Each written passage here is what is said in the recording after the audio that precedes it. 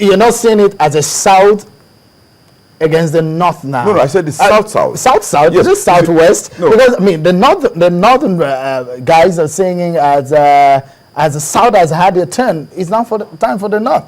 You don't believe that there should be some respect for the agreements that was said to have been reached? You see, this is why I don't believe in North and South, because there is no North, there is no South. There are a group of regions. There are 3 distinct regions in the North, and there are 3 distinct regions in the South. And let them have turn by turn. Why is it that the Northeast is never considered? Every time we talk of North, we talk of Northwest. It's always the Northwest. Northeast is ignored. The North Central is the middle belts in North are ignored. It cannot just be convenient. Southeast will also come forward to say we have been ignored. Indeed. So do you think the turn-by-turn ideology... It should go by zones. Does it make sense? It does make sense. Okay, and just, because we have a lot of issues to discuss. Sure. Let me ask you about the president's response to the suspension of Malam Sanusi, Lamido Sanusi.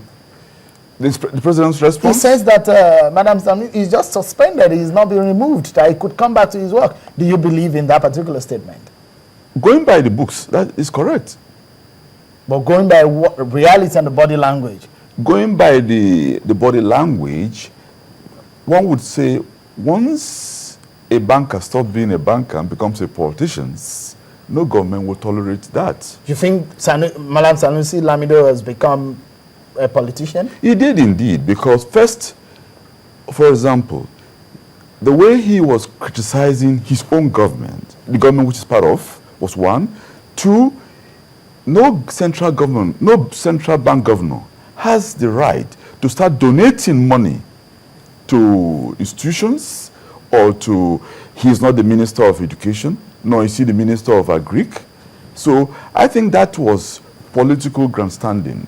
Really? And moreover, from all one sees is that he's been talking for, in a way, for the opposition. Really? Rather than defending the government which is part of. You often resign, like I did resign from the committee.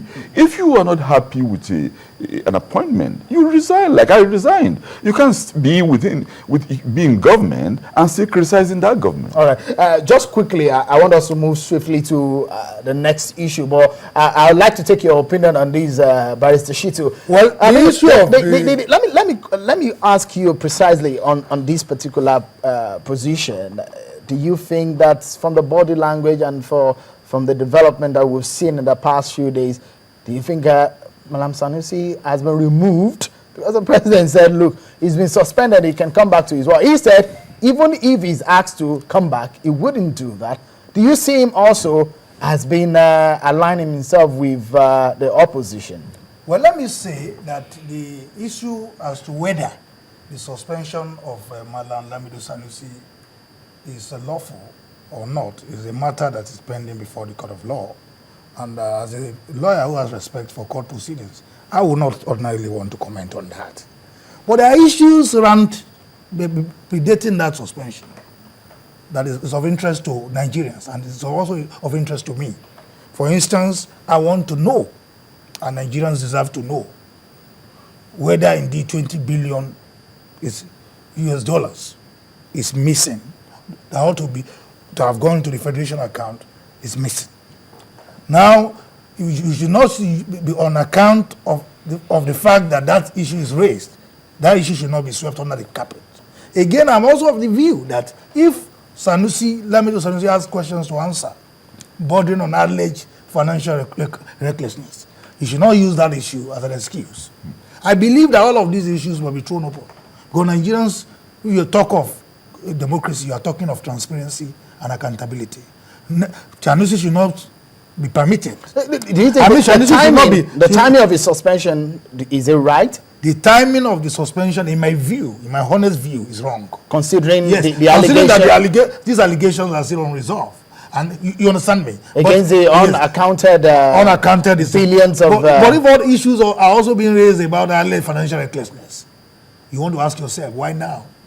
Now, if those issues are pending and they are legitimate, Nigerians also deserve to know whether Lamido Sanusi is culpable or not. All these are in the realm of allegations. But what we are saying in the final analysis, in the interest of transparency and accountability, all of these issues must be properly investigated so that Nigerians will know exactly the truth. Do you think that Sanusi is being victimized in some way, considering the situation surrounding his traveling passport and some other issues? Those are speculations, you know. What I would say, with all sense of responsibility, is that the issue relating to Sanusi has not been properly handled. Really? It could have been handled. It could have been handled better. For instance, the man has a few days to go. These issues about alleged recklessness, financial recklessness, could still be taken up because time does not run against the state in criminal proceedings. Interesting. Let's quickly move ahead now. February 1914, that's some 100 years ago. I wasn't born actually, but it could, I mean, I would love to have been there to see what happened at that time. There was a man, Lord Lugard, there was a woman, a Queen of England, and all of these people are very key to the marriage of the Southern and the Northern Protectorate, which formed what we now know as Nigeria. A lot of debates have come about the coming together of these two regions. Well, it's not only region, it's multi-ethnic. The diversity of Nigeria has really caused a lot of debate.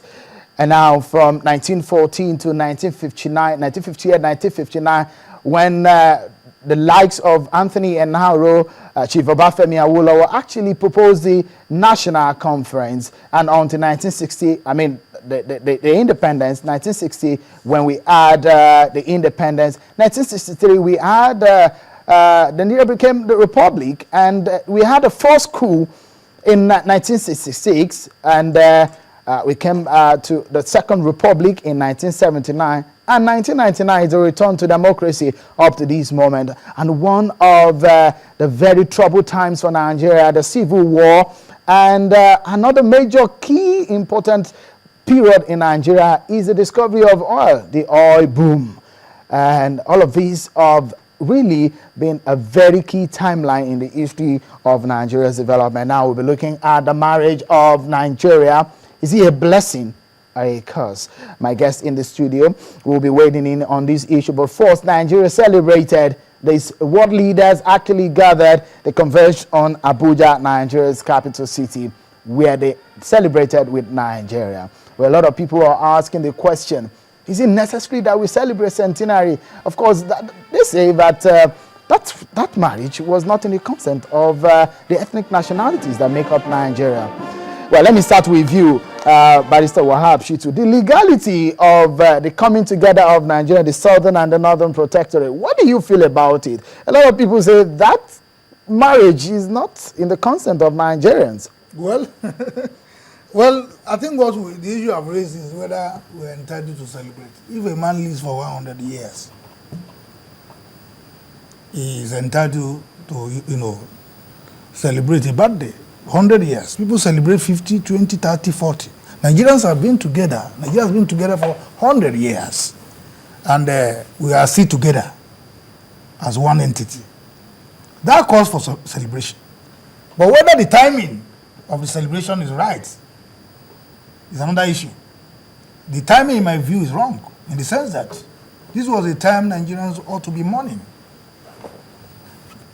because of the incessant Boko Haram attacks, mainly on students. A lot of, students' lives were lost. A lot of parents are grieving. We ought to mourn. We could have postponed that celebration. It is not a celebration meant for the government alone. It is a celebration that is meant for the Nigerian people. Logistics-wise, you understand me? If we had postponed it, that was an event that was been lined up for several months. No. We can celebrate and mark that event at any time. If you look at the timing of that incident, a lot of people are mourning. A lot of lives were lost. A lot of students' lives. So a lot of people who want to fault the timing of the celebration.